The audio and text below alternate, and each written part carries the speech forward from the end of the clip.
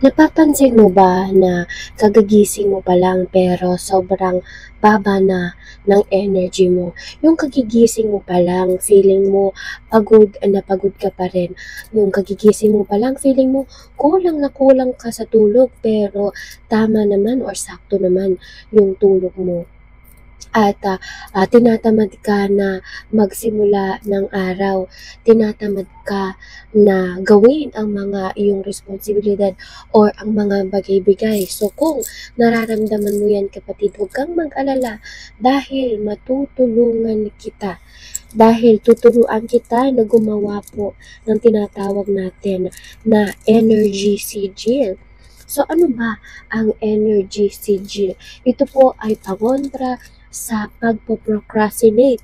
Ano ba ang procrastination? So, ang procrastination ay yung pagpapaliban mo sa mga bagay na dapat mo namang gawin at maaari mong gawin, inuuna mo pa yung pagsi-cellphone mo, yung panunood mo, no? So, yun pa yung mga bagay-bagay na iyong inuuna bago na dapat importanteng bagay ang unahin, di ba? So, ang tawag doon ay procrastination. Hanggang sa nagpatong-patong na, pinabukas-bukas mo na yung mga bagay-bagay at nagpatong-patong na ang mga dapat mong gawin na ipinagpapaliban mo. So, kayang-kaya nating kontrahin yan sa pamamagitan ng tinatawag po natin na energy sigil. Kaya kung umabot ka sa punto na ito, siguraduhin i-click ang follow button or subscribe button para lagi kang updated sa ating mga ganitong sigil, spells, orasyon. At katulad nito, ang tawag po dito ay bind runes. So, ang bind runes po na ito ay tinatawag po natin na energy sigil or sigil. So, ngayon, kumuha ng ballpen, papel, pentel, pen, kahit ano pa yan, pwedeng-pwede po. Siguraduhin na i-drawing ito sa iyong pulso. Pwede sa kaliwa, pwede sa kanan na kamay. Anong oras dapat gawin ang mga sigil? 8 p.m. po every night, pwedeng-pwede. Bago matulog, gawin ito at hanggang sa kung sana siyang mabura or burahin mo na pag ikay naliligo kinabukasan. So, perfect day po ay every Sunday but you can do it every day 8 p.m. Okay? So, ngayon, simulan na natin. Yan, mag-drawing lang po ng guhit. Kailangan po laging papasok ha. Papasok dahil ang enerhiya ay papasok. At mag-drawing po ng dalawang linya. Dalawang linya papasok. Ayan, dalawang linya po papasok. Okay? At para po bang letter R. Okay? So, ganun lang po siya kasimple. Dalawa pong triangle. Okay, parang kayong gumuguhit ng dalawang triangle or ng letter R.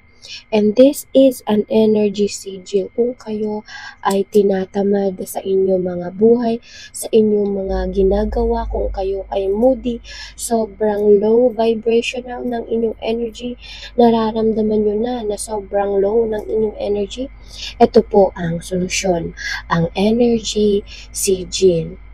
Kaya naman siguraduhin i-save ang video na ito at i-share din ito sa mga mahal mo sa buhay para sabay-sabay tayong umunlad dahil magagawa natin ang mga responsibilidad at gampanin natin sa araw-araw. Ngayon pa lang, i-claim mo na ang nag-uumapaw na energy na yan by commenting the word I claim all positive energy. I claim all my positive energy. Diba? Kaya naman, huwag kakalimutang mag-follow at mag-subscribe dahil nagla-live po si Queen Empress every night po yan, 8 p.m. to 3 a.m. Tandaan, never po ako nagpapabayad, never po ako mag-entertain ng private readings. All guidance po ay libre. Okay? At kung gusto niyo naman po ng mga lucky charms, siguraduhin na i-click ang basket ko na ito para dito sa ating tinatawag na evil eye. Yan po, evil eye crystal. Karaniwan kasi ang low vibrational energy ay karaniwang resulta po ng mga evil eye. So, yan ang ibig sabihin. Kapag sobrang dami ng naiinggit sa'yo, nagwi-wish ng masama sa'yo, andun na napapalitan ang positive energy mo ng negative energy, kaya nagkakaroon ka ng low energy at nagpo-procrastinate ka.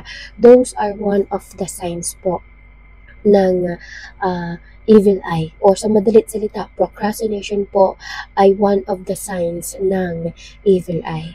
Kaya naman, i-check out na po ang evil eye crystal po na ito, at sa mga iba pang lucky charms, pumunta lang po sa ating TikTok account na Queen Empress Lucky Charms, or i-click ang yellow basket.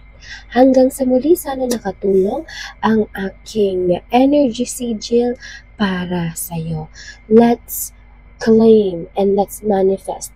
I, Moted B, claim that we will receive all positive energy. At i-comment mo na yan.